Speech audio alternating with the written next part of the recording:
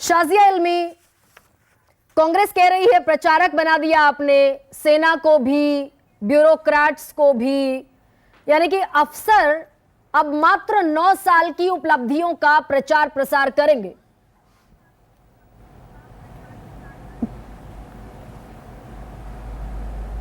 जी नमस्कार आप सब लोगों को। सबसे पहले तो मैं जो ऑर्डर जो आया है उसके बारे में तफसील से पढ़ दूं और बता दूं कि इसमें कौन कौन शामिल हैं और कितने अफसर शामिल हैं। जब आप बात करती हैं रथ और प्रचारक उनको बोलती हैं, और तो अब मैं बता दूं उसमें साथ साथ जो नाम लिखा है वो है स्पेशल ऑफिसर्स। इसमें से 25 अफसर जो होंगे वो इंडियन रेवेन्यू सर्विस के होंगे। इसके अलावा 25 होंगे Indian revenue service, custom and central excise के, ऑडिट एंड अकाउंट सर्विस से 15, पूरे इंडियन फॉरेस्ट सर्विस से 15, पूरे इंडियन पोस्टल सर्विस से 15, Indian economic service, Indian telecom service, Indian civil account service, Indian cost and account service, Indian ordnance factory service, Indian statistics service, इनके 10-10 है, और Indian post and telecom accounts के 5 है। तो कुल मिलाकर हम सारे स्टेट्स और यूटी में कुल मिलाकर देखेंगे तो हम जानेंगे और समझ में हमें आएगा कि कितना टोटल नंबर है, जो कि 25-25 अलग सर्विसेज से है, कहीं से 5 कहीं से 10 है। ये टोटल इनका अमाउंट 200 से भी बढ़कर नहीं आता है। इसमें ना तो कोई आईएएस का अफसर है ना ही कोई आईएफएस का अफसर है। जो आपने बात की डिफेंस की, वो एक अलग ऑर्डर है और वो सोल्जर्स के लिए कहा जाता है कि जब वो अपनी लीव पर जाएंगे 2 महीने की, तो नेशन बिल्डिंग के तौर पर वो इसकी बात करें। लेकिन मैं किसी अलग ऑर्डर की बात नहीं कर रही हूँ, मैं तफसील से आपको इसके बारे में बताती हूँ। मैं बिल्कुल अलग ऑर्डर की बात नहीं कर रही हूँ, मैं उसी ऑर्डर की बात कर रही हूँ जो under secretary to the government of India की तरफ से लिखा गया है, और उसमें ज्वाइंट सेक्रेटरी, डायरेक्टर और डेप्यूटी सेक्रेटरी को डिप्लॉय करने की बात कही गई। मेरे पास ऑर्डर है, मेरे पास, आप समझ नहीं पा रही मेरी बात को। अगर सुनिए, अगर आप थोड़ा सा संयम रखेंगी तो आप शायद मेरी बात को ज्यादा समझ पाएंगी। मैंने उस ऑर्डर की बात ही नहीं की, क्योंकि इसमें बाकायदा लिखा है ये जो नॉमिनेशन है वो जॉइंट सेक्रेटरी, डायरेक्टर्स और डेप्यूटी सेक्रेटरीज हैं। मैं जो दूसरे ऑर्डर की बात कर रही हूँ, जिसको आपने इससे मिक्स कर दिया है, वो डिफेंस की मैं बात कर रही थी, आर्मी की मैं बात कर रही थी, जिनको 60 महीने की जो लीव होती है उसमें नेशन बिल्डिंग के तौर पर सरकारी कामकाजों की और जो इसमें नेशन बिल्डिंग से मुताल्लिक जो चीज़ें वो है, वो एक अलग ऑर्डर है, और ये जो ऑर्डर जिसका आपने जिक्र किया ये एक अलग ऑर्डर है। अब आप बताइए, जो सरकार जो काम कर रही है, अगर उस कामों का प्रचार और संचार और मॉनिटरिंग बाकायदा की जा रही है, और जो लाभार्थी हैं, जो आम लोग हैं, जैसे यानी कि 2.7-2.5 लाख पंचायत से ज़्यादा बढ़कर 765 कस्बों में जाकर अगर ये 200 अधिकारी, अलग अलग ऑफिशियल्स, अलग अलग लेवल के जा रहे हैं और अकाउंटेबिलिटी के तौर पर न सिर्फ प्रचार संचार कर रहे हैं लेकिन जायज़ा ले रहे हैं, और एक उनका डायरेक्ट इंटरैक्शन लोगों के साथ है, तो मुझे समझ में नहीं आता कि इसमें क्या दिक्कत है। ये कोई भाजपा का प्रोग्राम तो है नहीं, ये तो सरकार का प्रोग्राम है, और इत्तेफाक से सरकार भाजपा की है। और ये क्या काम है, ब्यूरोक्रेट्स का क्या काम है, पब्लिक सर्वेंट्स का क्या काम है, इन्हीं सरकारी स्कीम्स का इम्प्लीमेंटेशन करना। तो अगर जो काम जिनको दिया गया है, जिसके लिए वो है, अगर उसको लेकर वो बाकायदा लोगों से रूबरू हो रहे हैं, गरीब लोगों से, पंचायत में जाकर, ग्राम पंचायत के लेवल पे, और जो हकदार हैं जिनको मिलना चाहिए, ये उनसे बात अगर कर रहे हैं, मॉनिटर कर रहे हैं, फीडबैक ले रहे हैं और बता रहे हैं, तो मुझे समझ में नहीं आता। मुझे लगता है गवर्नेंस के मुतालिक ये तो बहुत ही शानदार और अच्छा ये उदाहरण है। इससे पता भी चलेगा कि कितना वाकई में सैचुरेशन हुआ है कि नहीं हुआ है। अब देखिए, गवर्नेंस ऑफ स्क्यू था, यानी कि कमी, कहीं हो गया काम, कहीं नहीं हुआ। खुद राजीव गांधी कहते थे कि 100 रुपये दो तो 15 रुपये मिल पाते हैं, 75 रुपये कहाँ जाते हैं?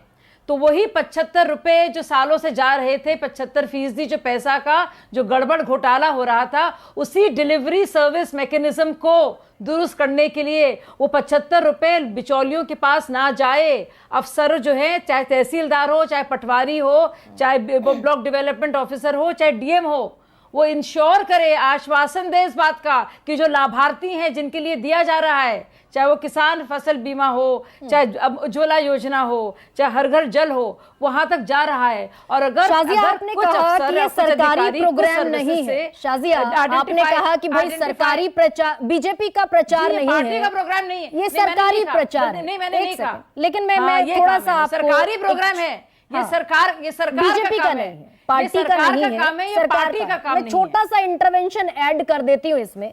जिस ऑर्डर का आप जिक्र कर रही हैं वही ऑर्डर मेरे पास है, और उसमें एक लाइन ये लिखी है, showcasing / celebration of achievements of the last 9 years of government of India through विकसित भारत संकल्प यात्रा। तो अगर ये पार्टी का प्रोग्राम नहीं है तो ये 9 years of government of India, तो 9 साल पहले भी कुछ योजनाएं चल रही होंगी। तो आप जी, पर 9 साल से जो योजनाएं हैं, हमारी तो जवाबदेही हमारी सरकार के प्रति है ना। हमारी सरकार तो अपनी योजनाओं को लेकर क्या हो रहा है सही, क्या नहीं हो रहा है, हम कैसे जिम्मेदारी ले सकते हैं और सरकारों की।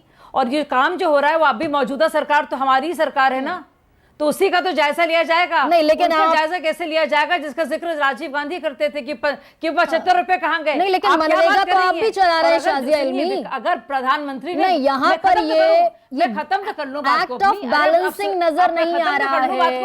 मनरेगा के लिए आप 70,000 करोड़ देंगे, आप सारी बात, लेकिन मनरेगा इस लिस्ट में, सुन लीजिए अब शाजिया इल्मी, मेरा रेलेवेंट सवाल है इसीलिए आपसे पूछ रही हूँ और बड़े एहतराम के साथ पूछ रही हूँ। मनरेगा आप चलाएंगे, 70,000 करोड़ का बजट देंगे, और मनरेगा इस लिस्ट में शामिल नहीं होगा क्योंकि वो पुरानी सरकार ने शुरू किया था। शामिल कीजिए फिर सारी योजना। ऐसा बिल्कुल नहीं है। फिर से आपके दिमाग, असल में ये सब आपके दिमाग में ज्यादा हो रहा है, असलियत में नहीं हो रहा है। इनमें से बहुत सारी सेवाएं हैं जो पहले भी रही हैं। आपको क्या लगता है सिर्फ मनरेगा है? उसी डिलीवरी को, उसी योजनाओं को और सरकारों ने भी किया है काम। आप कह रही हैं सिर्फ मनरेगा उन्होंने किया है। आप तो अपने खिलाफ या विपक्ष के खिलाफ एक और इल्जाम लगा रही हैं। मनरेगा के साथ साथ और ऐसी बहुत सारी योजनाएं हैं जो पहले भी की गई, लेकिन उनका इम्प्लीमेंटेशन, उनका क्रियान्वयन कैसे हो रहा है, वो हकदार के पास कैसे पहुंच रहा है, क्या जवाबदेही है अफसर की या बीडीएम की या ब्लॉक डेवलपमेंट अफसर की या तहसीलदार की उस लाभार्थी के प्रति। वो लोगों से जाकर मिलकर, चाहे वो साइकिल में जाए, चाहे वो स्कॉर्पियो में जाए, चाहे वो जीप में जाए, वो जाकर बताएगा और उसको फीडबैक भी मिलेगा। तो जाहिर सी बात है मौजूदा सरकार अपनी ही बात कर पाएगी ना, क्यों जवाबदेही लेगी 10 साल पहले का। भले योजनाएं आप चला रहे होंगे, क्या हो रहा है, क्या ग्राउंड मनरेगा आप चलाएंगे, लेकिन मनरेगा का प्रचार नहीं करेंगे।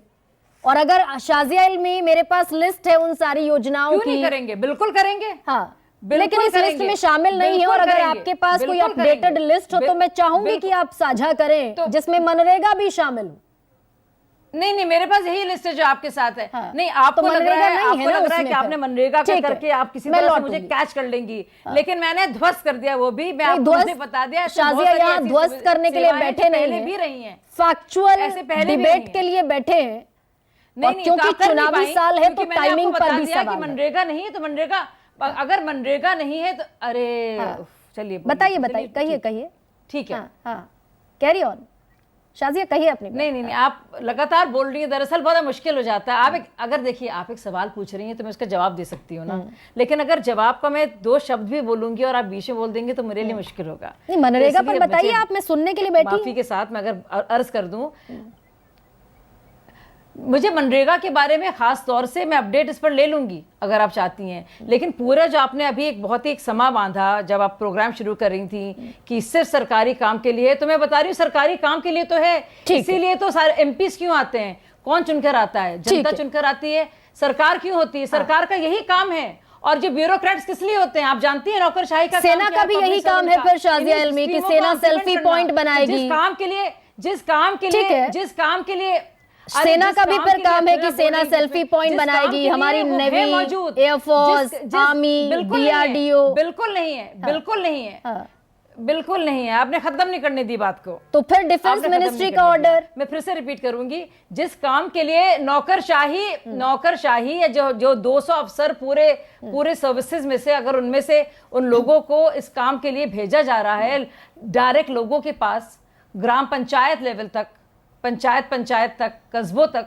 तहसीलों तक, कस्बों तक, ताकि जो लाभार्थी हैं, जो हकदार हैं, उनको सही तरह से उनका मुआवजा मिल रहा है या किस तरह से उसका सूरत हाल जानने के लिए या जायजा लेने के लिए, मुझे समझ में नहीं आता उसमें दिक्कत क्या है। ठीक है शाजिया, यही समझ लेते हैं कि दिक्कत है क्या। विशंबर दयाल मेरे साथ हैं।